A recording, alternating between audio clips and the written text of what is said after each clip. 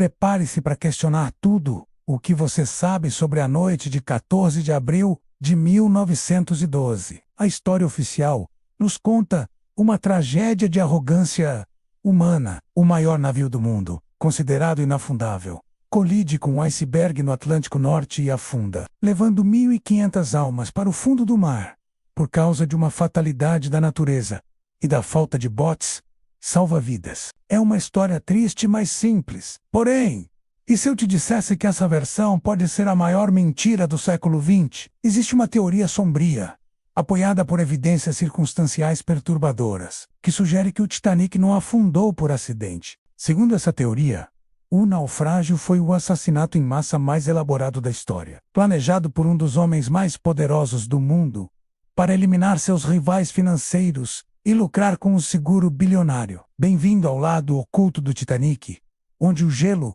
não foi a única coisa fria naquela noite. Para entender essa trama, precisamos olhar para o dono do navio. O Titanic pertencia à White Star Line, que por sua vez era controlada pelo magnata americano J.P. Morgan. Morgan era o homem mais poderoso do capitalismo na época. Ele tinha um sonho ambicioso: criar um banco central nos Estados Unidos, o que hoje conhecemos como Federal Reserve. Isso daria a ele e a seus aliados banqueiros um controle inimaginável sobre a economia mundial. Mas havia um problema. 3 dos homens mais ricos do mundo eram ferozmente contra essa ideia. Eles eram John Jacobi, Astor IV Benjamin Guggenheim e, juntos, eles tinham dinheiro e influência política suficientes para bloquear o plano de Morgan no Congresso americano. E, coincidentemente, todos os 3 foram convidados de honra na viagem inaugural do Titanic. A teoria da conspiração se divide em 2 partes que se conectam. A primeira é motivo financeiro, conhecido como a teoria da troca dos navios. Um ano antes, o navio irmão do Titanic, chamado Olympic, sofreu um acidente grave ao colidir com um navio de guerra britânico. O Olympic ficou seriamente danificado, sua quilha foi torcida e o conserto seria astronomicamente caro. Pior ainda, a seguradora determinou que o acidente foi culpa do Olympic e se recusou a pagar a indenização. J.P. Morgan estava com um prejuízo gigante nas mãos. Segundo a teoria, ele bolou um plano diabólico. Ele mandou consertar o Olympic superficialmente e no estaleiro em Belfast trocou os nomes dos navios. O navio novo e perfeito, que deveria ser o Titanic, foi renomeado de Olympic e continuou navegando por décadas. O navio velho e danificado, o verdadeiro Olympic, foi renomeado de Titanic remendado para parecer novo e enviado para o mar com o propósito de ser afundado, deliberadamente para que Morgan pudesse receber o seguro total de um navio novo. Isso explica o lucro. Mas e os assassinatos? É aqui que a história fica sinistra.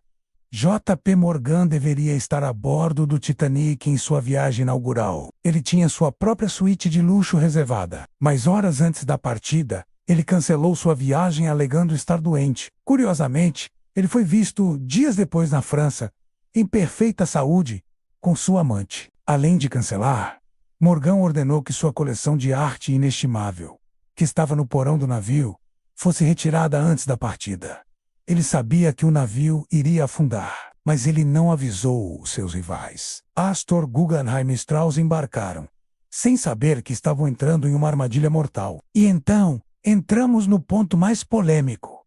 Os botes salva-vidas. A história oficial diz que não havia botes suficientes por arrogância e estética para não poluir o convés. A teoria da conspiração diz que a falta de botes foi calculada. Se o plano era eliminar os homens mais ricos a bordo, era necessário garantir que, quando o navio afundasse, não houvesse meios de salvamento para todos. O caos garantiria que os alvos morressem nas águas congelantes. Antes de analisarmos as evidências finais desse quebra-cabeça, eu preciso fazer uma pausa. Se você é do tipo que não aceita a primeira versão da história e gosta de cavar a verdade, o canal Crônicas de Ampulheta é o seu lugar. Inscreva-se agora e ative o sininho. Aqui, nós investigamos os mistérios que os livros de história tentam esconder. As evidências que sustentam essa teoria são sutis, mas intrigantes. Pesquisadores apontam que o Titanic tinha 14 vigias no convés C, enquanto o Olympic tinha 16. Fotos do dia da partida do suposto Titanic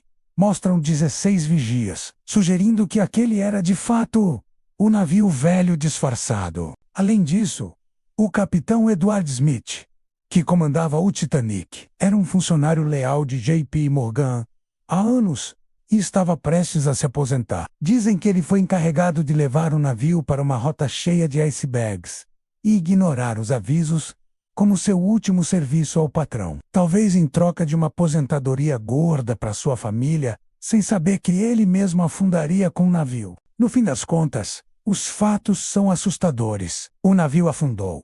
JP Morgan lucrou com o seguro. Seus 3 maiores rivais, Astor, Guggenheim e Strauss, morreram no naufrágio. E, coincidentemente ou não, exatamente um ano depois da tragédia, em 1913, sem a oposição desses titãs, o Federal Reserve foi criado, mudando a economia global para sempre. Será que o Titanic foi apenas uma vítima do azar e da natureza? Ou foi o palco do crime perfeito, onde um navio trocado e um iceberg conveniente serviram para remodelar o poder no mundo? Talvez a verdade esteja a 3.800 metros de profundidade, enterrada sob toneladas de aço e um século de silêncio. Qual a sua opinião sobre essa teoria? Foi ganância, assassinato ou apenas uma coincidência trágica? Deixe seu comentário abaixo.